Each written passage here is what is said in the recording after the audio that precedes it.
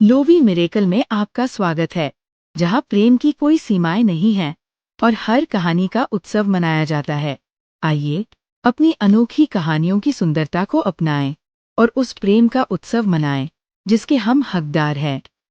वित्तीय समावेशन की दिशा में एक ऐतिहासिक कदम उठाते हुए भारत के वित्त मंत्रालय ने LGBTQ प्लस व्यक्तियों को अपने साझेदारों के साथ संयुक्त बैंक खाता खोलने की अनुमति देने के लिए एक परामर्श जारी किया है। ये निर्देश सुप्रीम कोर्ट के ऐतिहासिक फैसले सुप्रिया चक्रवर्ती बनाम भारत संघ 17 अक्टूबर 2023 पर आधारित है, जिसने LGBTQ प्लस व्यक्तियों के सभी क्षेत्रों में समान अधिकारों को महत्व दिया।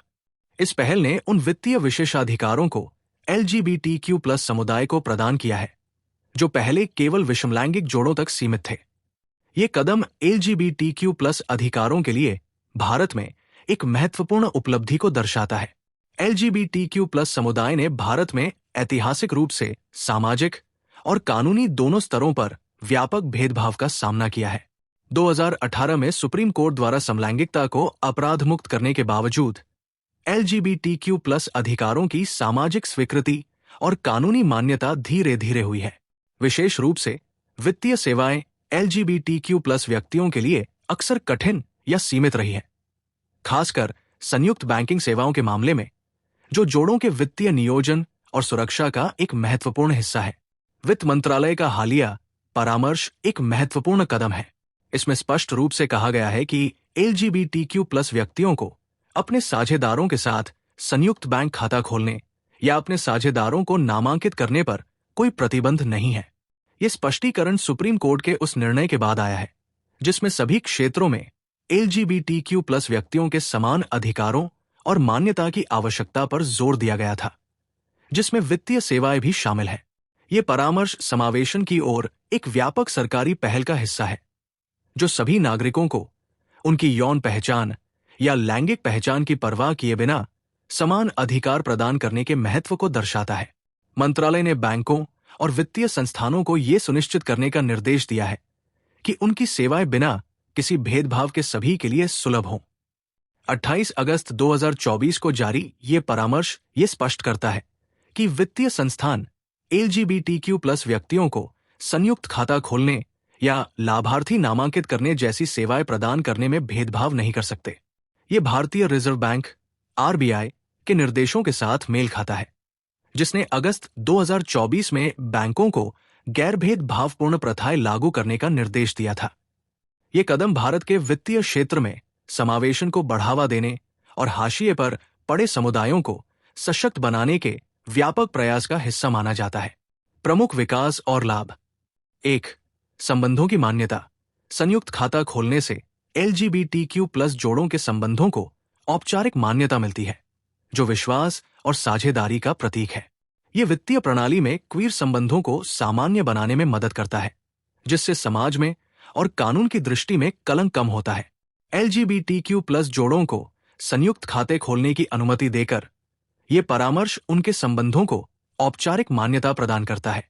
2. विस्तृत वित्तीय उत्पादों तक पहुंच। संयुक्त खाते वित्तीय योजना के लिए आवश्यक है। ये कदम LGBTQ प्लस जोड़ों को अपनी वित्तीय योजनाएं एक साथ प्रबंधित करने, भविष्य के लक्ष्यों के लिए बचत करने और आर्थिक रूप से एक दूसरे का समर्थन करने में सक्षम बनाता है। ये वित्तीय अधिकारों और सुरक्षा के मामले में उन्हें विषमलैंगिक जोड़ों के बराबर लाता है। संयुक्त खाते रखने वाले LGBTQ प्लस व्यक्तियों को अब ऋण, क्रेडिट कार्ड और बीमा जैसी अन्य वित्तीय सेवाओं तक पहुंच प्राप्त हो सकती है, जो साझा वित्तीय नियोजन और सुरक्षा को सक्षम बनाती है। 3. ट्रांसजेंडर व्यक्तियों के लिए समावेशन। पिछले कानूनी प्रावधानों के अनुरूप ट्रांसजेंडर व्यक्तियों को उनकी स्वयं चुनित लैंगिक पहचान के आधार पर मान्यता दी जाती है और वित्तीय लेन देन के लिए उनके दस्तावेज स्वीकार्य होते हैं। ये LGBTQ प्लस समुदाय के सभी वर्गों के साथ समान व्यवहार सुनिश्चित करने की दिशा में एक महत्वपूर्ण कदम है। 4. आर्थिक स्वायत्तता। ये परामर्श समावेशन के महत्व के बारे में एक मजबूत संदेश देता है। ये समाज को LGBTQ प्लस व्यक्तियों और उनके संबंधों को स्वीकारने और समर्थन करने के लिए प्रोत्साहित करता है। इसके अलावा ये एक ऐसा उदाहरण प्रस्तुत करता है जो विवाह समानता और उत्तराधिकार अधिकार जैसे अन्य कानूनी सुधारों का मार्ग प्रशस्त कर सकता है। संयुक्त खाते जोड़ों को साझा वित्तीय योजनाओं का प्रबंधन करने, दीर्घकालिक लक्ष्यों के लिए बचत करने और संपत्ति की सुरक्षा करने के लिए सशक्त बनाते हैं। ये वित्तीय स्वतंत्रता और समानता को बढ़ावा देता है। संयुक्त बैंक खाते विश्वास, साझेदारी और समानता का प्रतीक है। LGBTQ+ जोड़ों के लिए ऐसे खाते खोलने की अनुमति उनके संबंधों और उनके समान नागरिक अधिकारों की महत्वपूर्ण पुष्टि का प्रतिनिधित्व करती है। मौजूदा चुनौतियां: 1. जागरूकता और संवेदनशीलता। इस परामर्श की सफलता इसके क्रियान्वयन पर निर्भर करती है। बैंकों और वित्तीय संस्थानों को उचित जानकारी दी जानी चाहिए और उनके कर्मचारियों को LGBTQ+ ग्राहकों के अनुरोधों को सम्मानपूर्वक और बिना किसी पूर्वाग्रह के संभालने के लिए प्रशिक्षित किया जाना चाहिए। खासतौर पर ग्रामीण क्षेत्रों में बैंक कर्मचारियों को LGBTQ+ ग्राहकों की जरूरतों को सम्मानपूर्वक संभालने के लिए प्रशिक्षण की आवश्यकता हो सकती है। अनुपालन सुनिश्चित करने और सेवा वितरण में पूर्वाग्रहों को खत्म करने के लिए सक्रिय उपायों की आवश्यकता है। 2. कानूनी सीमाएं। LGBTQ+ व्यक्तियों की पूर्ण समानता सुनिश्चित करने के लिए व्यापक कानूनी सुधार अभी भी आवश्यक है। इनमें समान लैंगिक विवाह की मान्यता और भेदभाव और घृणा अपराधों के खिलाफ सुरक्षा शामिल है। समान लैंगिक विवाह को अभी तक भारत में मान्यता नहीं दी गई है, जो विरासत, कराधान और करीबी परिजन की स्थिति जैसे अधिकारों को जटिल बनाता है, भले ही संयुक्त खातों तक पहुंच प्राप्त हो। 3. सांस्कृतिक प्रतिरोध। कानूनी प्रगति के बावजूद भारत में LGBTQ+ व्यक्तियों के प्रति सामाजिक दृष्टिकोण अब भी रूढ़िवादी बना हुआ है। कम प्रगतिशील क्षेत्रों में लोग इन नवप्राप्त अधिकारों का उपयोग करने में प्रतिरोध या भेदभाव का सामना कर सकते हैं। 4. दस्तावेजीकरण चुनौतियां। विभिन्न प्रकार के संबंध प्रमाण, जैसे कि हलफनामे या संयुक्त पते वाले दस्तावेजों को मान्यता देने में स्थिरता सुनिश्चित करना आवश्यक है। वित्तीय संस्थानों से स्पष्ट और मानकीकृत आवश्यकताओं से प्रक्रिया को सुव्यवस्थित करने में मदद मिल सकती है। दस्तावेज आवश्यकताएं। संयुक्त खाता खोलने के लिए बैंक अभी भी पहचान और संबंध प्रमाण के मानक दस्तावेज मांग सकते हैं। इनमें शामिल हो सकते हैं: 1. स्वयं घोषणा, सेल्फ डिक्लेरेशन, एक साधारण बयान जिसे दोनों व्यक्ति हस्ताक्षरित करेंगे, जिसमें उनके संबंध और संयुक्त खाता खोलने की मंशा की पुष्टि होगी। 2.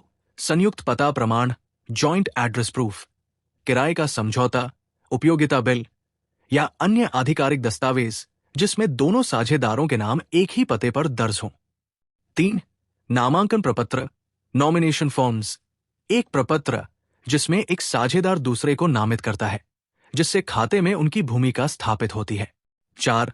हल्फनामा, एफिडेविट, एक औपचारिक कानूनी दस्तावेज जो नोटरी के सामने हस्ताक्षरित होगा और दोनों व्यक्तियों के संबंध की स्थिति को घोषित करेगा।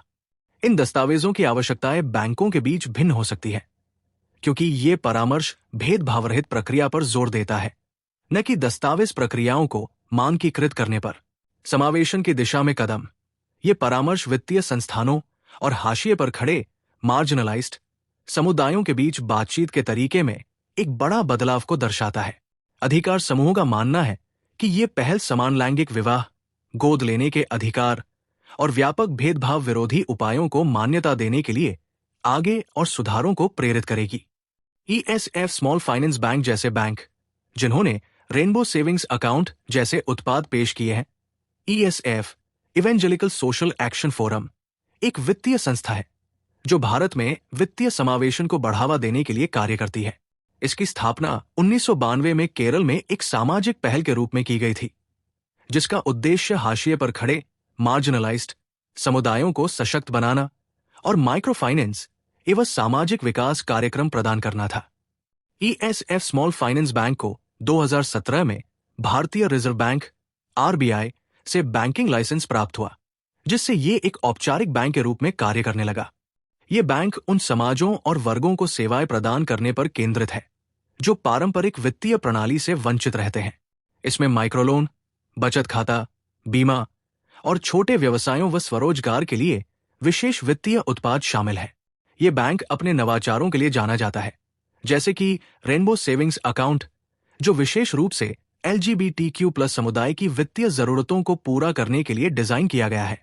ESF सामाजिक जिम्मेदारी के साथ काम करता है और इसका उद्देश्य वित्तीय विकास को सामुदायिक विकास और स्थिरता के साथ जोड़ना है।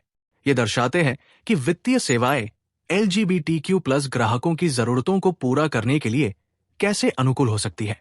ये पहल भारत की विविधता और समानता के प्रति प्रतिबद्धता को मजबूत करती है और एक ऐसे भविष्य का मार्ग प्रशस्त करती है जहां सभी नागरिक उनकी लैंगिक पहचान या यौन प्रवृत्ति की परवाह किए बिना वित्तीय संसाधनों तक समान पहुंच प्राप्त कर सकें। वित्त मंत्रालय का ये परामर्श LGBTQ+ व्यक्तियों को संयुक्त खाता खोलने की अनुमति देकर भारत की समानता और समावेशन की यात्रा में एक महत्वपूर्ण मील का पत्थर है। ये सभी नागरिकों के वित्तीय अधिकारों के विस्तार की आवश्यकता को स्वीकार करने की बढ़ती समझ को दर्शाता है। हालांकि चुनौतियां बनी हुई हैं, ये परामर्श एक समावेशी भविष्य की ओर एक आशावान कदम है, जहां विविधता का उत्सव मनाया जाएगा और हर व्यक्ति को सम्मान और मूल्य दिया जाएगा। ये कदम केवल एक वित्तीय सुधार नहीं है, ये LGBTQ+ समुदाय के लिए समर्थन का एक बयान है, उनके संबंधों को मान्यता प्रदान करता है और ये सुनिश्चित करता है कि उनके अधिकार भी हर किसी के समान हों। जैसे जैसे भारत प्रगति कर रहा है, ये परामर्श जीवन के सभी पहलुओं, विशेष रूप से वित्तीय सेवाओं में समावेशन के महत्व की याद दिलाता है। दिल का कोई लिंग नहीं और ना ही इसकी कोई सीमा होती है। ये हमारी असली पहचान का सत्य जानता है। इस कहानी के माध्यम से हम आशा करते हैं कि आप स्वीकृति, करुणा और खुद को बिना किसी डर के अपनाने की प्रेरणा पाएंगे। याद रखें, प्रेम सिर्फ प्रेम होता है, हर रूप में, हर पल में। इस वीडियो को देखने के लिए आपका धन्यवाद। कृपया इसे लाइक करें, शेयर करें और चैनल को सब्सक्राइब करें ताकि आप ऐसी और प्रेरणादायक कहानियों का आनंद ले सकें। अपने प्यार के चमत्कार को हमारे साथ साझा करें। हम आपके अनुभव को एक खूबसूरत वीडियो के रूप में इस चैनल पर प्रस्तुत करना चाहेंगे।